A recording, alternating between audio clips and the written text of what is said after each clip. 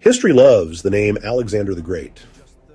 By the age of 30, Alexander the Great had created one of the largest empires in the ancient world, stretching across 3 continents, from Greece to northwestern India. During his 12-year campaign, he remained undefeated in battle, successfully conquering Egypt, the Levant, and the massive Persian Empire. By 32, he had captured and married Princess Statira. But by 33, he was dead and buried, a mere mortal, burned out by his own ego. We're told he's the standard for greatness. But if you dig into the forensic data of history, you'll find something nobody talks about: leaders who were younger, sharper, and way more impactful. These weren't Sunday school legends. These were tactical operators who changed everything before most of us could even grow a beard. Let's talk about David.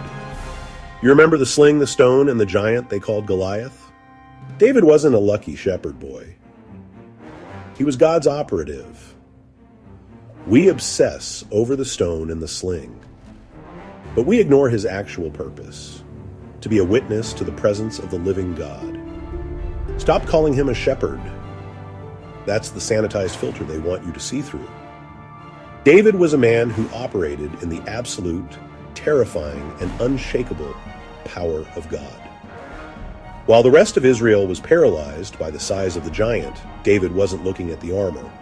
He was looking at a man who defied the living God. He didn't win because he had the odds. He won because he was the only man in the camp who was actually listening to the Almighty. In a single move, he turned a military stalemate into a national pivot point. He knew that when God is in the fight, the target profile doesn't matter, the battle belongs to him. He didn't just understand physics. He understood that a stone thrown in faith carries the weight of heaven behind it. That isn't luck. It's the tactical reality of what happens when a man decides to stop fearing the world and start fearing God. David waited on God. He put his complete faith in God, and God delivered. That isn't just faith. That's operational excellence.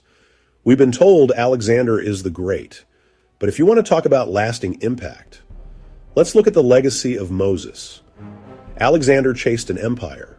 Moses built a civilization, one ruled by the sword, the other by the law. Alexander's strength was military power. Moses' strength was divine authority. When Moses entered Pharaoh's court, he brought no army, only the command of the Almighty. Moses wasn't negotiating for territory, and he wasn't begging for concessions. He was acting under the direct authority and absolute command of the living God.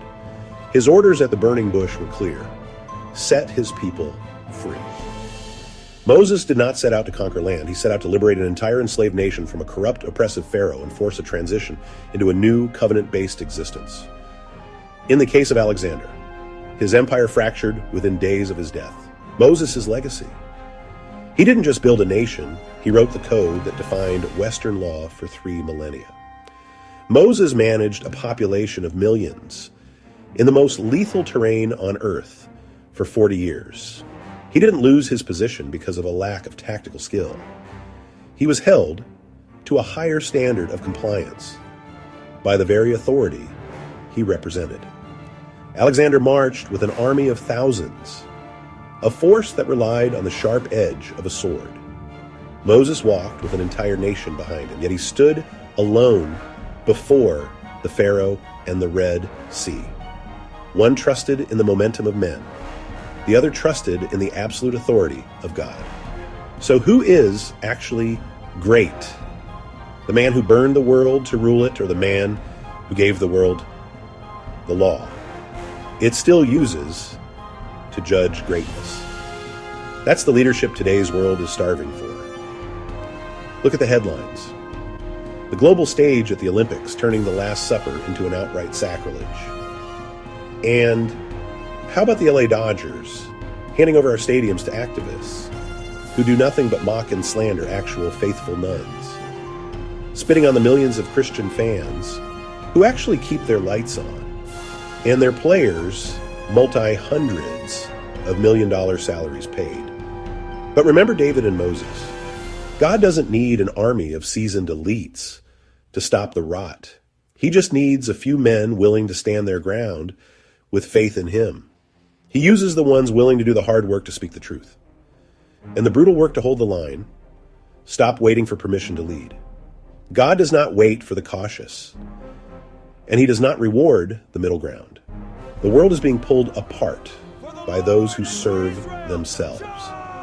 But the mandate is clear. You are either building for his kingdom or you are tearing it down.